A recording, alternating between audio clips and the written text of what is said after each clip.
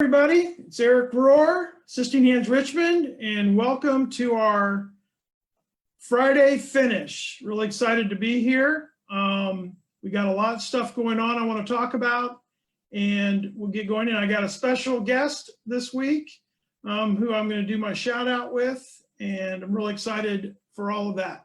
So let me share my screen so we can start getting that underway. As always, I'm a one-man broadcasting machine here. All right, so again, I'm Eric Rohr. I'm the owner of Assisting Hands Richmond. We provide support for the activities of daily living. That's bathing, grooming, toileting, transferring, cooking, and cleaning. We also have specialized services for families and individuals living with dementia. We partner with home health, PT, OT, and hospice. Note that, we're going to talk about that in a second. And our services are to help support people wherever they call home. And that's in their traditional homes, independent living, assisted living, skilled nursing facilities, etc. And our goal is to help you remain happy and at home. All right, so let's get into the week. It's been a busy week. One thing I do a lot during the week is I do a lot of networking. So I've put together a quick list of these are networking groups that I'm active in. There's a lot more networking groups out there. And then there's a lot of one-on-one networking. I just wanted to, this is a good one. And if anybody's in the senior or the healthcare or home care space, these are really good networking groups. They're very inviting. Richmond Senior Networking. There's been a lot of virtual networking groups that have popped up that I've got involved with. HCRN, which is the Healthcare Community Resource Network. I love it. That really is about a spirit of serving the community. So it's less of your traditional referral business networking. It's about providing volunteer opportunities for people in the industry. So anyway, I won't go through all these, but if you have any questions about them, feel free to contact me and I can put you in the best contact with how to get involved in these. The next thing I did this morning was Auburn Hill. That's Bo Baker there on the left. She's the director of marketing. She hosted what she called a dine and dash this morning, and literally pulled up and she gave you breakfast. And it was just a nice way that she was connecting with all of her referral partners and others in the industry. But something caught my eye when I was pulling up, and you can see, and I'm going to highlight that in the slide here, is and I've heard Bo speak about this before. They're caring with a heart, and you can see their heart stands for honesty, excellence, accountability, residents first, and teamwork. I love it. I love that they're loud and proud about it. I've heard Bo do some on her Facebook Live events about caring with a heart. It really kind of connects with Assisting Hands Richmond. We have our own set of values: kindness, compassion, accountability, integrity, and creativity. And so I love it when I come across other value-driven companies. And we're going to talk to someone here shortly, and I know that they're a value-driven company as well. So anyway, that's kind of what are some of the major things I did this week. And thanks to Bo and Auburn Hill for getting me breakfast this morning. All right. So the next part of our Facebook Live is our shout out. And I'm going to stop sharing my screen, and I'm going to introduce, and see if we can do this, Bill Humphreys. Hopefully, Bill, hey, you're on there. Hey, good to see you. How you doing? Yeah, man. All right. So Bill Humphreys is the community and physician liaison at Crater Community Hospice. They're a great organization. I've loved getting together with them. I'm going to tell a quick note about how I met Bill, and then I'm going to let Bill do a lot of the talking. So hopefully everybody can see this. This is my second place prize for a chili cook-off at Dunlop House. Both Bill and I know the folks at Dunlop House well. And I lost to Bill. Bill beat me in the chili cook-off. I still think he had some inside kind of ability to fix the votes or not, but anyway, I'll take second place, and that's how I got to know Bill. So, but he's a great guy. And so Bill, why don't you tell me a little bit about yourself and kind of how you got involved with Crater, and then we'll go from there. And I got some questions I'm going to ask you to educate you. All right. Well, thanks, Eric, for having me today. It's been a busy week, and it's nice to be with you to kind of round it off this afternoon. By the way, you got to know good cooks that you can call on. And Eileen over there helped me out. So she's our director of nursing. So always make sure you got good folks on your team, right? Yep, absolutely. You know, I have one on my team, so. Oh yeah, I know you do. So I'm the community physician liaison for Crater Community Hospice. 15 years ago, Crater had never had anybody that was the person doing the education and going out and working and developing relationships. And I've been a very, very lucky guy to be able to do that for the last 15 years. Well, great. All right. So I'm gonna, as you know, I've been in this business a little bit more than a year, so I'm learning a lot. So I think there's a lot of people that may be following along that you can get some education. So I'm going to give you some questions and we'll just kind of go from there to kind of round this out. So what exactly is hospice? Yep. So, one of the things that I wish that we could do is change the name to ice cream. I think that we would have a few more folks that would be interested. But anyway, the thing that's really neat, Eric, is hospice is a specialized type of medical treatment. And what it does is not like with home health. When they come in for home health, they're taken care of, giving you a shot, physical therapy, and then they leave. Only what the doctor says. In hospice, we're taking care of all the symptoms. We're coordinating all the care of everybody on our team, and we have a team that does a lot of different things, and then take care of the physical and the psychological side. And it focuses on not only the patient, but the family. Yep. Great. All right. So, and so a lot of people, and then that's what it is. Mm-hmm. So how does someone qualify for hospice? Yeah. So, here's the thing. In the 15 years and really the 25 years I've been in healthcare in Richmond, qualifying is the key to everything. Okay. My wife's a social worker, and, it's always about, do you qualify for this service? So for hospice, it's pretty simple. And that is,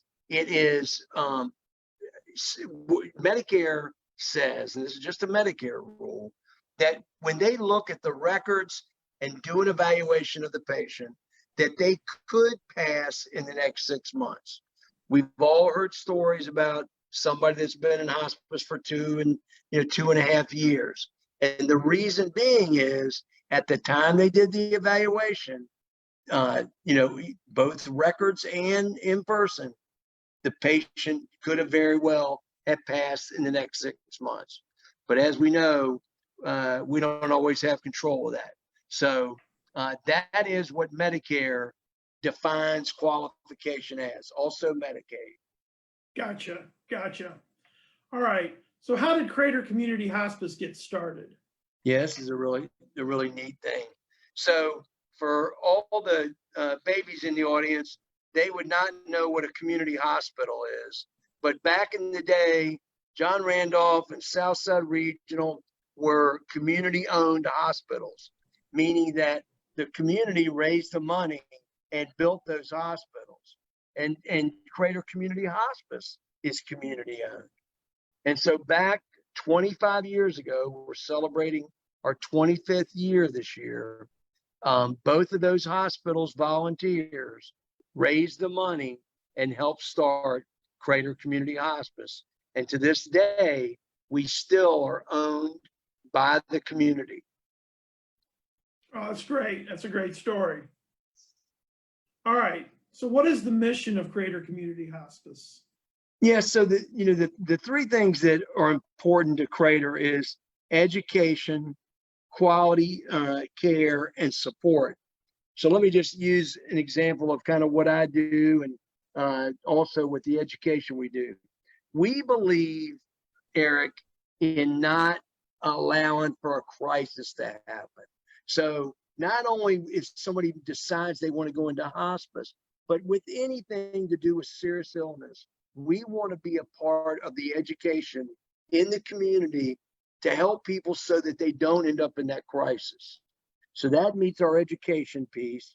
The support piece, to give you an example, recently I've had an ALS case and also Parkinson's disease. They didn't immediately come into hospice.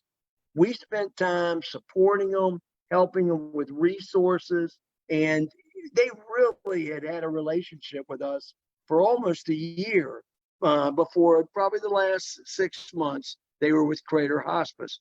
But because we are community-based, we are about providing support and education. And then lastly, really proud that we were named in the Progress Index. You know, they do their services and best of the best. We were the best of the best, not only in hospice, but we also, and this is really neat, we're named as the best employer. And so That's we're real great. proud of that. Yep. Well, great. That's good. That gives a really good overview of both hospice and Crater Community Hospice. So I think it's great. And all those things you said about the community, you know, anybody that comes and visits your all's, you know, home office, as well as meet the people, get that sense of community. I love that the fact community is in your name, because that's what you feel when you're there. All right, I'm going to give you some wild cards. I'm going to throw some things up on the screen, and I want you to just talk about them. All right. So Yep. Here's the first one. All right, talk to us about this one.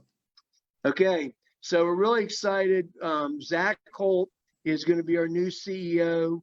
Just for those that don't know, we had the unfortunate situation of our CEO, Tracey Talaferro, passed away this year.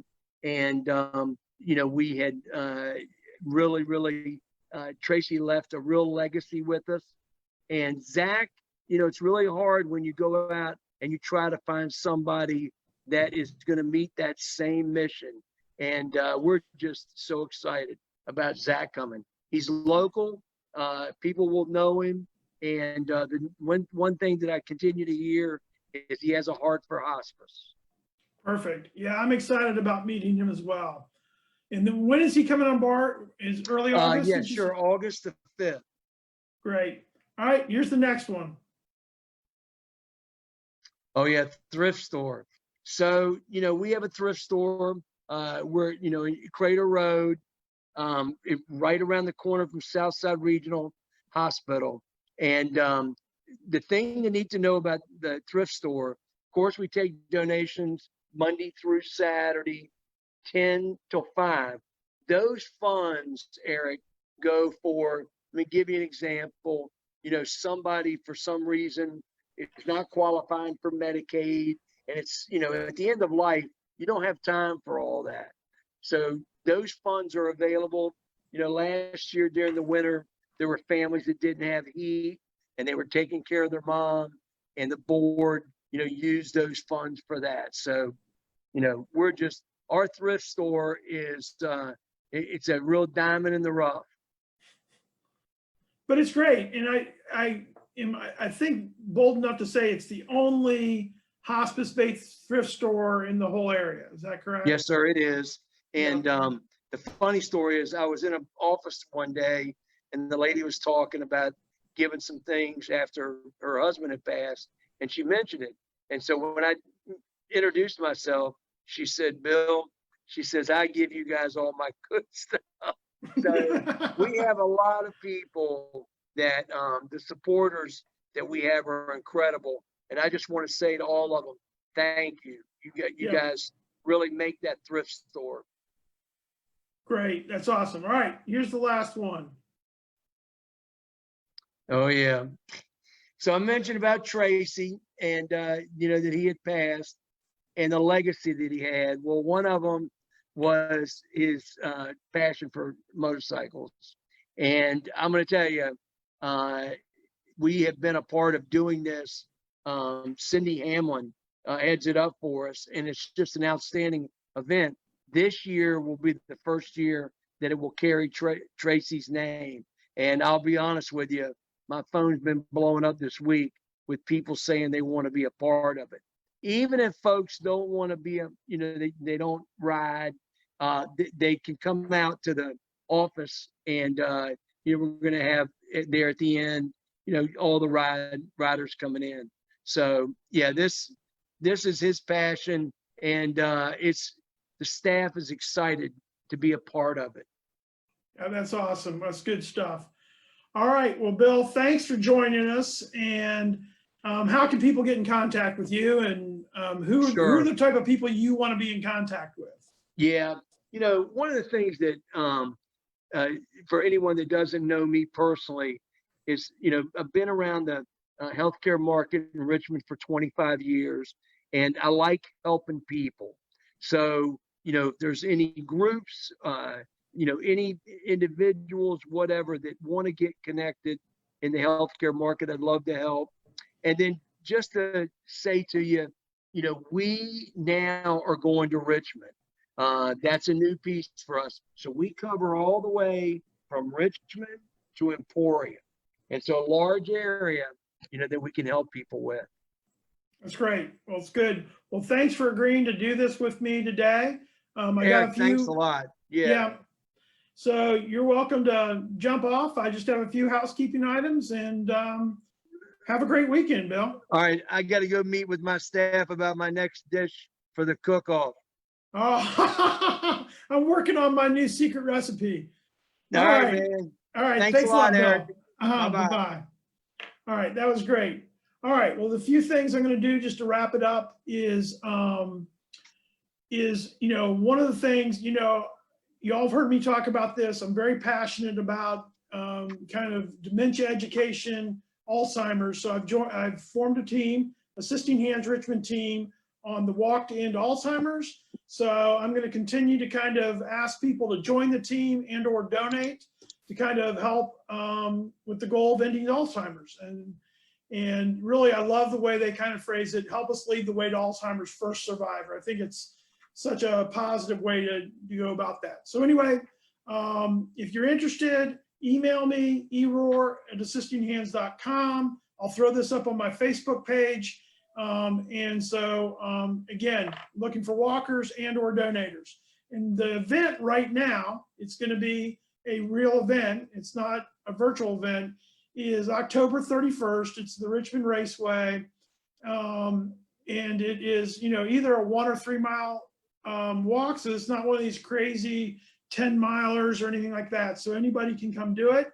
It may end up being virtual, but that's kind of what we're going to do. And I'm looking forward to anybody joining us. All right. That's it for the Friday finish. Again, give us a call if you have any questions, and our goal is to help you remain happy and at home. Have a great weekend, and we will talk to you all soon. Thanks.